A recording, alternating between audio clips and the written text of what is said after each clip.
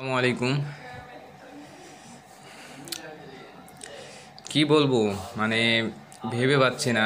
আজকে রিয়াসাত আজিম ভাইয়ের একটা ভিডিও দেখলাম, সে পোস্ট করছে যে আমাদের সেই গর্বিত ফারুক, যাকে নিয়ে যখন সে ক্রিকেট বোর্ডে আসলো, মানে তাকে নিয়ে যে হাইপ ভাই, মানে সে টিমকে চেঞ্জ করে দিবে, বাংলাদেশের ক্রিকেটকে একবারে সেই অস্ট্রেলিয়ার মতো বানাই দিবে, ওই হাজিবাজি কত কি ভাই।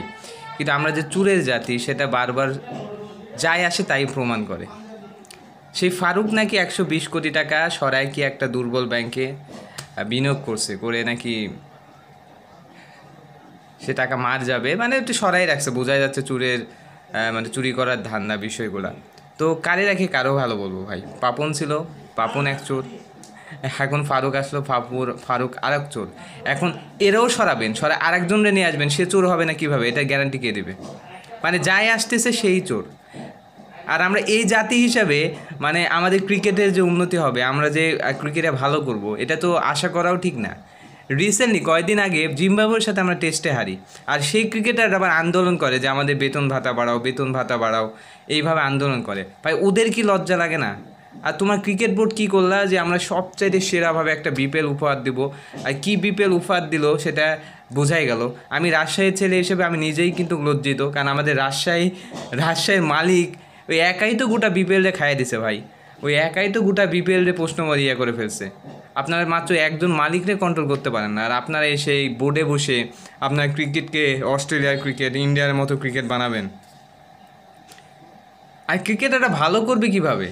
আমি রিসেন্টলি ইনফরমেশন ঘাটলাম যে লাস্টে এনসিএলটা হলো বাংলাদেশে, যেখানে মাত্র একটা ডাবল সেঞ্চুরি, একটা মাত্র ডাবল সেঞ্চুরি, তাও সেটা হচ্ছে অমিত হাসান নামের একটা ছেলে, যে কিনা জাতীয় দলের হয়ে খেলেই না কোনো দিন। তো আমাদের জাতীয় দলের যারা আপনারা যে বেতন বেতন করে যে লাফালাফি করেন, ইয়ে করেন, আপনারা কি করেন? আপনারা কি করেন? আপনারা বাল টানেন। রিসেন্টলি ইন্ডিয়াতে যে লিগগুলো হলো, সেখানে 22 জন ক্রিকেটার ডাবল সেঞ্চুরি মারছে, 22 জন ক্রিকেটার। বাট তাদেরকে আন্দোলন করতে হয় না। মানে ক্রিকেট মাঠে আপনারা শূন্য, ঘোড়ার ডিম, বাট আপনাদের শুধু বড় বড় কথা, আর হচ্ছে মানে কি বলবো, এগুলো বলতেও খারাপ লাগে। সো আমরা জাতিটাই চোরের মতো স্বভাব আমাদের সবাই, যাকে বসাবেন সেই চুরি করবে ভাই। আপনারা ফারুককে বসাচ্ছেন, ফারুক চুরি করছে, তাকে সরান, আরেকজনে বসাবেন, সেও চুরিই করবে। মানে কেউ কেউ দেশের, মানে কয়টা মানুষ পরিপূর্ণ নিঃস্বার্থভাবে দেশের জন্য চিন্তা করে, পরিপূর্ণ নিঃস্বার্থভাবে ক্রিকেট টিমের জন্য চিন্তা করবে? এটা তো আপনি খুঁজেও পাওয়া মুশকিল। সেখানে কমপ্লেন দিবেন কাদের? যাদের কমপ্লেন দিবেন তারাই চোর। তারপরেও মানে এই জিনিসটা অনেক গভীরভাবে দেখা উচিত, আপাতত ক্রিকেটকে বাঁচানোর জন্য হলেও।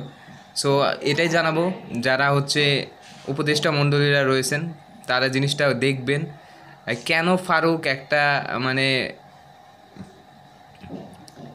এমন একটা ব্যাংকে 120 কোটি টাকা ট্রান্সফার করলেন, যেটা মানে উঠানো যাবে কি না?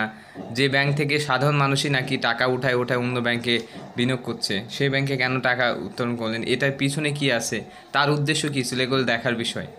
না দেখলে ইয়ে হবে না। আর ক্রিকেট তো অলরেডি পথে পথে হয়ে গেছে, আরও পথে পথে করতে যা বাকি আছে তা করবেই। তো ফারুক কাকারে সেই আপনারাই কিন্তু অনেক লাফালাফি করলেন, অনেক ভালো বলে নিয়ে বললেন। আমিও বলেছি যে সে হয়তো বা দেশে ক্রিকেটে যখন জুলাই বিপ্লবের পরে মানে সে যেভাবে আবির্ভূত হলো, তো সবাই তাই আশা করছিল। কিন্তু আসলে যে যাবে ভাই, যে সুযোগ পাবে সেই খাবে। আমরা এরকমই জাতি, আমরা কোনো দিনই ভালো হব না। আমরা সুযোগের অপেক্ষায় থাকি, সুযোগ পাই না তাই খাইতে পারি না, সুযোগ পাইলে আমরাও খাই।